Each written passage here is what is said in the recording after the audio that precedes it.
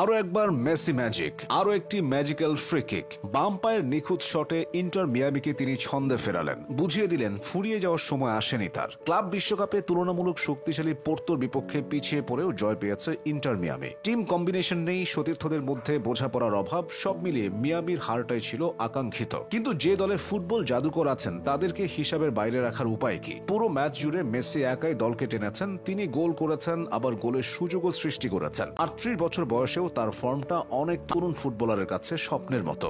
বছরখানেক পরেই বসবে ফুটবলের বিশ্ব মহারণ, মেসির বয়সটা হবে তখন 39। কিন্তু পারফরম্যান্স এমন থাকলে বয়স তার সাফল্যে বাধা হতে পারবে না। কোটি কোটি আর্জেন্টাইন সমর্থক আবারও মেসিতেই আস্থা খুঁজবেন। মেসি নিজেও বলেছেন নামের ভারে নয়, বরং পারফরম্যান্স ও ফিটনেস ঠিক থাকলেই কেবল 2026 বিশ্বকাপে খেলবেন তিনি। ক্যারিয়ারের শুরুতে ও মাঝপথে তিনি ছিলেন অপ্রতিরোধ্য। দুর্দান্ত গতি আর দুরন্ত ড্রিবলিংয়ে প্রতিপক্ষের নাভিশ্বাস তুলতেন। তাকে আটকে রাখার কৌশল জানা ছিল না কোনো ডিফেন্ডারের। ক্যারিয়ারের পরন্ত বেলাতেও ফুল ফিট মেসি প্রতিপক্ষের জন্য ভয়ের কারণ। বয়স বাড়লেও তার জাদুকরী কলা কৌশলে ভাটা পড়েনি একটুও। ফুটবল বোদ্ধারা মেসির এই দীর্ঘ সময়ের ধারাবাহিকতাকে গড গিফটেড বলে আখ্যা দেন। কিন্তু দিন শেষে তিনিও তো মানুষ, তাই ফিটনেসের স্বার্থে মেনে চলতে হয় বেশ কিছু নিয়ম কানুন। মেসির খাবার কিংবা ব্যায়ামের তালিকা তৈরির জন্য রয়েছে আলাদা বিশেষজ্ঞ।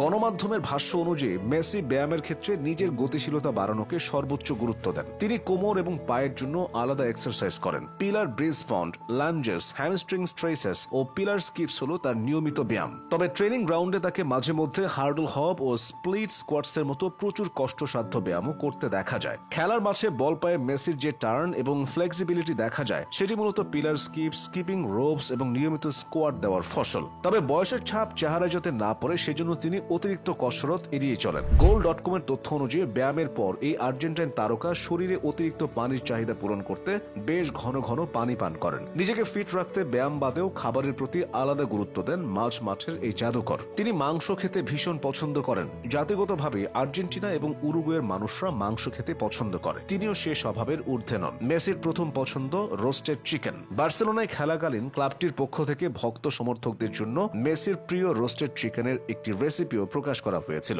এছাড়া বিভিন্ন সময়ে প্রকাশিত সাক্ষাৎকারে গরুর মাংস থেকে তৈরি আর্জেন্টিনার জনপ্রিয় খাবার মিলানোসার প্রতি দুর্বলতা প্রকাশ করেছেন তিনি। তবে মাংস হজম করা কিছুটা কঠিন, তাই পরিমাণে কম মাংস খেতে পরামর্শ দেন তার পুষ্টিবিদ। ইতালীয় পুষ্টিবিদ গিউলিয়ানো দীর্ঘদিন ফিটনেস নিয়ন্ত্রণে মেসির সাথে কাজ করেছেন। তার পরামর্শে মেসির খাদ্য তালিকায় প্রাধান্য দেওয়া হয় পানি, অলিভ অয়েল, হোল গ্রেইন ও তাজা শাকসবজি। ফিটনেসের জন্য মেসির সবচেয়ে বড় শত্রু চিনি। তিনি একেবারে চিনি খান না বলেই চলে, কারণ চিনি মাংসপেশির জন্য খুবই ক্ষতিকর। ফুসফুস কিংবা হার্ট ঠিক রাখতে তিনি বাদাম ও বীজ নির্ভর খাবার খাওয়ার চেষ্টা করেন। তার খাবার তৈরিতে রিফাইন্ড ময়দার পরিবর্তে খাঁটি গম ব্যবহার করা হয়। একবার মেসি নিজেই বলেছিলেন পিৎজা তার খুবই পছন্দ, তবে স্বাস্থ্য ঠিক রাখতে তাকে জিভ সংবরণ করতে হয়। মেসির বয়স যখন 22-23 ছিল তখন তিনি প্রচুর চকলেট, পিৎজা, বিস্কুট আর কোমল পানীয় খেতেন। সে কারণে মাঠে অনেক সময় তার বমি হতো। পরিণত বয়সে এসে অনেক কিছুর মতো খাদ্যাভ্যাসও পাল্টে ফেলেছেন মেসি। তাই 38-এ এসেও বয়সটা তাকে কাবু করতে পারেনি। মেসি ছুটে চলছেন স্বমহিমায়।